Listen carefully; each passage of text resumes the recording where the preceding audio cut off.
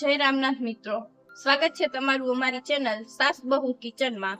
અને આજની આપની રેસીપી છે કાજુ કરીનું શાક। તો ચાલો આપણે બનાવીએ કાજુ કરીનું શાક અને પહેલા જોઈએ કે આપણે શું શું વસ્તુ એમાં યુઝ કરી છે। તો જો આપણે આ રીતના ટમેટા કાપી એક ટમેટાના 4 પીસ કરી એ રીતના ટમેટા લઈ લીધા ગ્રેવી માટે। કાંદા છે એને આપણે આ રીતના જ કાપી લીધા છે ગ્રેવી માટે।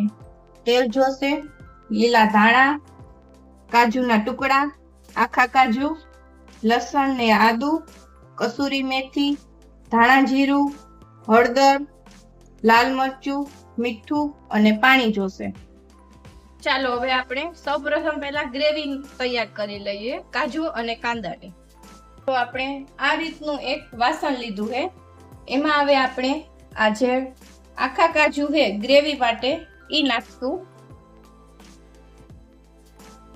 અને આ જે કાંદા છે એને આપણે આ રીતના કાપી અને બાફવા મૂકી દેશું। આ રીતના પતલા ને એવા કાપી લેશું। તો જો આ રીતના આપણે બધા કાંદાને કાપી લેવાના। જો હવે આપણે એમાં પાણી નાખી દેશું।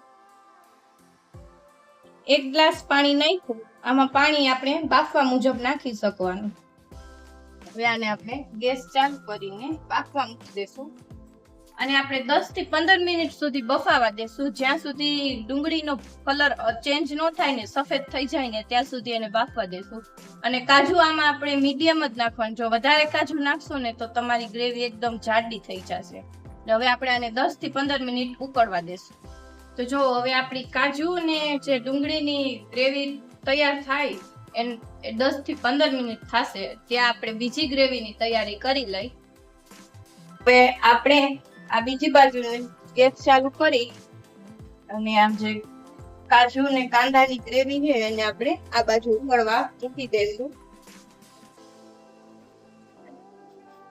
અને આ બાજુ આપણે બીજી ગ્રેવીની તૈયારી કરી લેશું।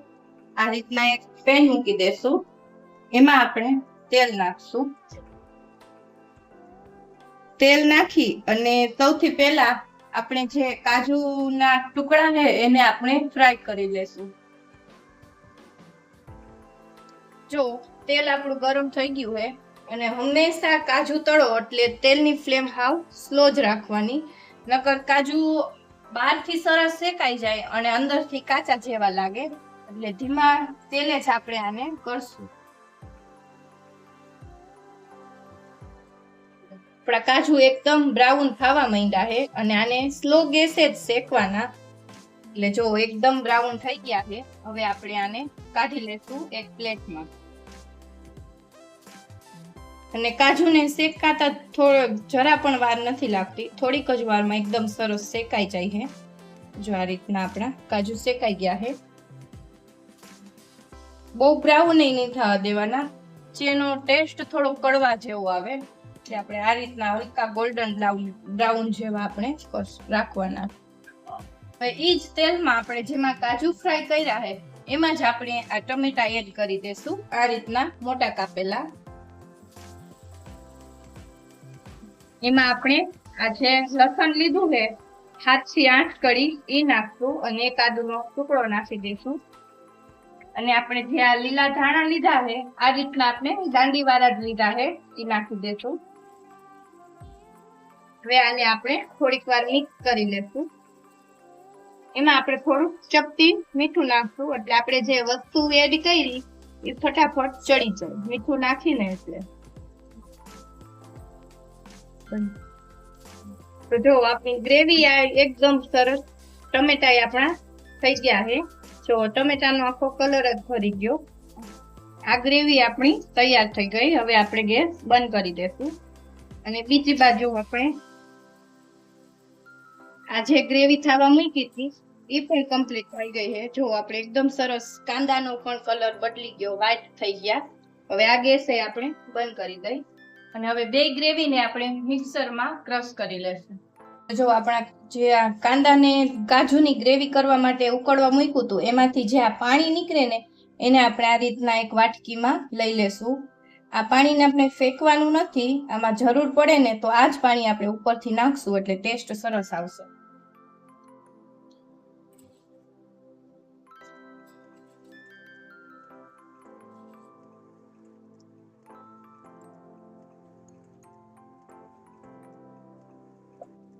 તો જો આપણી આ વ્હાઈટ ગ્રેવી તૈયાર થઈ ગઈ છે. હવે આપણે એ જ રીતે હવે આ ગ્રેવીને પણ કરી લઈ, આ રીતના આપણે બાઉલમાં કાઢીને.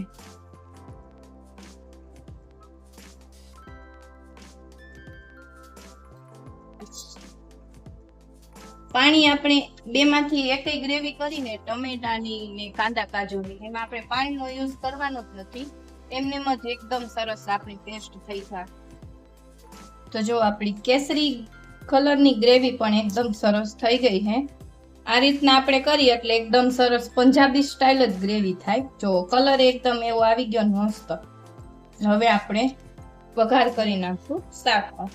તો જો હવે આપણે આ પેનમાં તેલ ગરમ થવા મૂકી દેશું.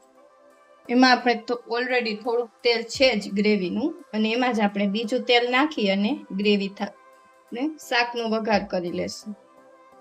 તો તેલ ગરમ થઈ ગયું છે. હવે આપણે એમાં આખા મસાલા નાખવાના છે. અને જો તમને આ શાક ઘીમાં ભાવતું હોય તો તમે ઘીમાં પણ યુઝ કરી શકો અને બટરનો પણ યુઝ કરી શકો. મેં ઘી કે બટર યુઝ નથી કર્યું. ને જો આપણે હવે એમાં આ રીતના આખા મસાલા નાખશું. 3 થી 4 એલચી અને 1 તજનો ટુકડો નાખી દેશું. તેલ ને સરસ ગરમ થઈ ગયું છે અને એલચી ને તજે સરસ થઈ ગયા છે એકદમ લાલ.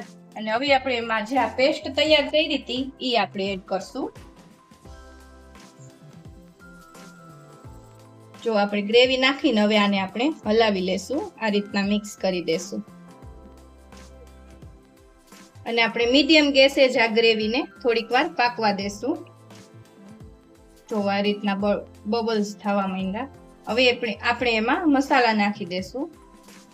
જો આપણે એમાં સ્વાદ અનુસાર મીઠું નાખશું. મીઠું આપણે જે ગ્રેવી મૂકી હતી એમાંય આપણે નાખ્યું હતું ટમેટાની ગ્રેવી કરવામાં, એટલે આપણે આમાં થોડું ઓછું નાખશું. 1/2 ચમચી હળદર નાખશું. 1 ચમચી આપણે ધાણા જીરું નાખશું.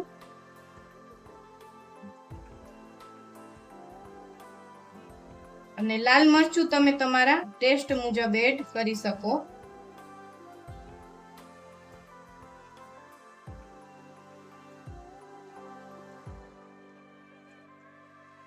તો જો અહીંયા મેં 2 થી 2.5 ચમચી જેટલું લાલ મરચું યુઝ કર્યું છે. હવે આપણે આ બધી વસ્તુને મિક્સ કરી લેશું.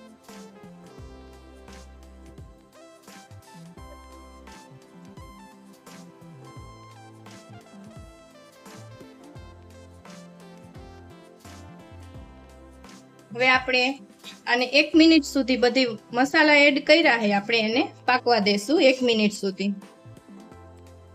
આ ગ્રેવી એકદમ સરસ પાકવા માંડી છે. આ રીતના જો તેલ છૂટું પડવા માંડ્યું છે. એટલે હવે આપણે આમાં જે વ્હાઈટ પેસ્ટ બનાવી હતી ગ્રેવી એ આપણે એડ કરી દેશું.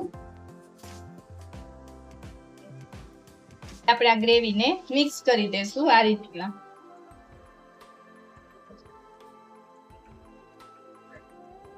હવે આપણે આમાં જે કાજુ અને ડુંગળીનું પાણી હતું વધેલું એ પાણીને આપણે આમાં થોડુંક નાખશું, એટલે ગ્રેવી શું કે જાડી ન થાય બહુ. હવે આને આપણે મિક્સ કરી લેશું આ પાણીને.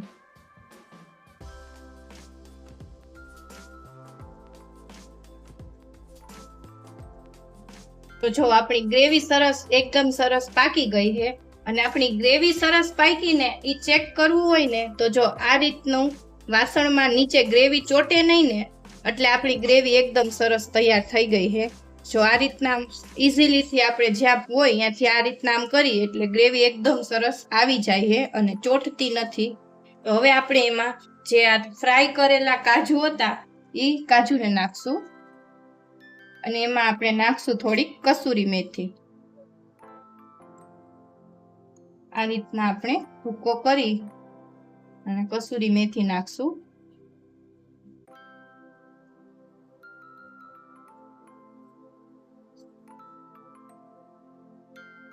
હવે આને મિક્સ કરી લેશું આપણે.